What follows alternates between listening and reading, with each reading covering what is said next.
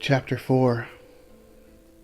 Sitting in an incredibly uncomfortable blue plastic chair that seems to be made for small children, Jeremy stares at the tiny wooden desk before him, of which he cannot see even an inch of the top surface.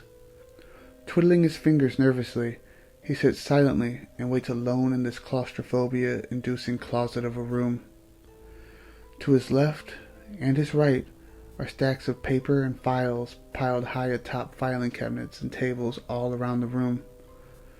Mountains of paperwork from wall to wall, with every stack looking to be destined to fall at any moment.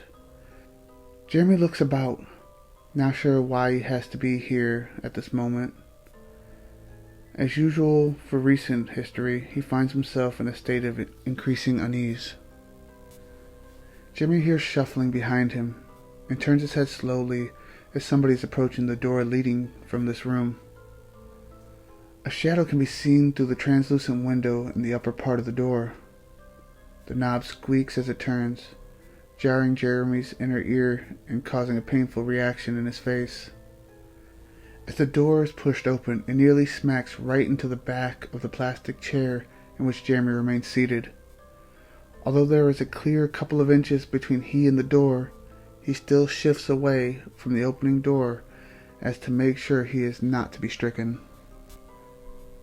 Through the newly opened door walks a woman in large glasses, a white blouse, and long gray skirt. Jeremy cannot see her face as she has files and loose papers clenched tightly to her as she balances her coffee in her other hand.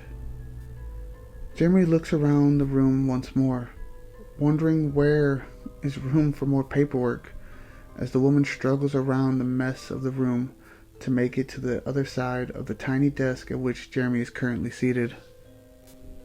Plopping down in her larger, comfortable, black leather chair, she sets down her coffee and paperwork on her desk atop of more loose files. Jeremy finally gets a good look at this woman, and he has no idea who she is. She appears to be in her late 20s to early 30s, and while not ugly, she is also most certainly not incredibly beautiful either. Dark roots showing strong below bleached blonde hair and large, never stylish glasses are not going to help her win any awards either. "Hell," she says in a huff. "Sorry I'm late. There was a fight outside and both boys needed a little bit of medical assistance." She continues while gesticulating everything wildly with her hands. "Damn," she speaks again while catching a peek at something on her sleeve. "Looks like one of them got a little blood on me." She licks her finger and begins to rub the small red spot on the cuff of her left sleeve. "I guess when you say you can do it all in your interview, they really hold you to it, don't they?" She laughs as she finishes this line, slapping the top of the desk a couple of times. The skin between Jeremy's eyebrows wrinkles up as he stares at her in increasing confusion. Humming a little tune, she shuffles through all the papers that she had just brought in with her. Then file after file, page after page, she huffs about her desk, seemingly searching for something important. With a kick off her desk, she rolls her chair to a large filing cabinet to her left, stopping to think for a second before she turns to Jeremy. "You're a sophomore, correct?" she asks, to which Jeremy just nods slowly. She begins shuffling through the third drawer from the ground of the filing cabinet, furthest from Jeremy, in the far corner of the office. Stopping for another moment, she looks up toward the ceiling in seemingly deep thought. Her cheek pokes out with her tongue rubbing against the inside. A knocking comes from within her mouth as she again begins to sift through the contents of the drawer. "Parsons, right?" she calls back without looking up. Jimmy doesn't answer back. He just cocks his head to the side and stares at her.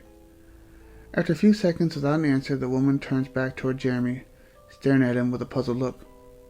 "Well?" she asks, a gentle smile running across her face. Jeremy clears his throat and stares back at her for a second before answering. "Pearson," is all he says. P-I-E...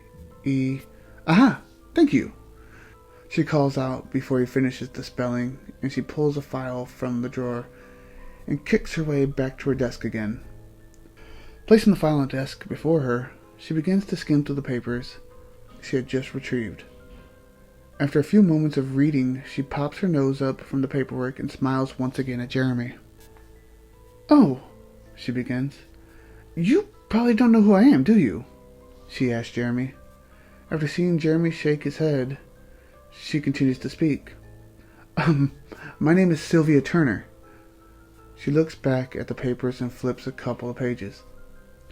"I was just hired a couple of weeks ago as the school's nurse/guidance counselor," she explains about herself.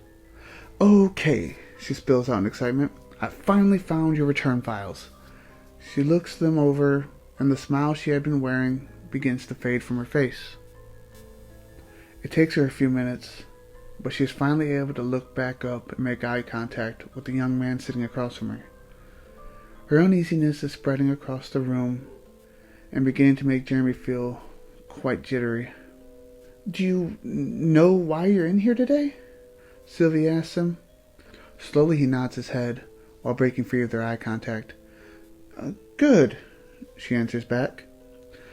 "Then you know that I'm here to make sure that you are ready to re-enter the school," to which Jeremy again nods his head. Biting her bottom lip and trying to figure Jeremy out, she concentrates really hard on his reactions. "According to your file, you have always been a little quiet," she says, flashing him another small smile. "So I guess you being a man of few words here today isn't just because of me," she says, letting out a little giggle. Jeremy remains a little puzzled by this woman, but for some reason, she seems to actually be growing on him a little bit. Letting out a little smile, which is seen by Sylvia, he lets his head fall back a little and he stares at the ceiling. Shuffling some papers around, Sylvia places his file back together and kicks herself back over to the filing cabinet to return it to the third drawer from the floor. "Okay then," she calls out to him as she rolls herself back to her desk, heavily dropping her arms and the weight of her abdomen on her desk. She leans forward and stares sternly at Jeremy. "The only thing I can do is ask if you're ready to come back to school," she gently says to him. There is no answer from Jeremy, who just drops his head forward and looks her in her eyes. "Well?" she asks with a smile. The truth is, though, that Jeremy has yet to think about the answer to this question. Sitting there for a moment, he rolls the idea around in his head.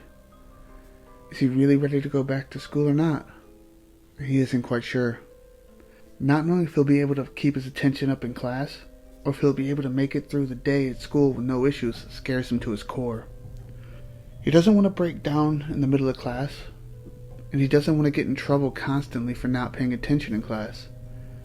Jeremy's incredibly afraid to return to school, but he knows that he just cannot spend every day locked up in his house alone anymore. "Yeah," Jeremy answers her in a quiet voice. Raising up out of her seat in excitement, Sylvia walks around the desk to Jeremy's side. "Well, congratulations," she says as she opens the door to her office to let Jeremy out. "And welcome back to high school," she smiles. Jeremy steps away from his chair and picks up his backpack from underneath it.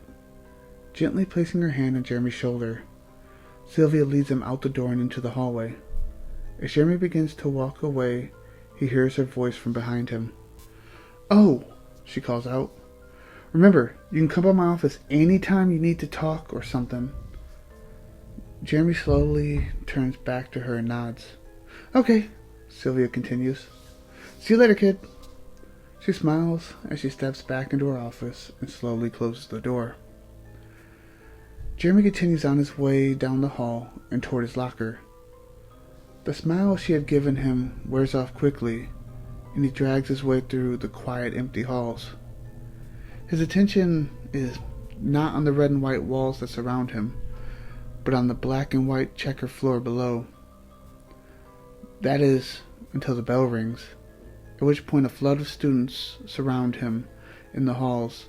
In what seems like less than a second, he gets lost in the shuffle. Thank you for listening. If you're enjoying the story and how it's going, please subscribe so you can get every chapter as it comes through.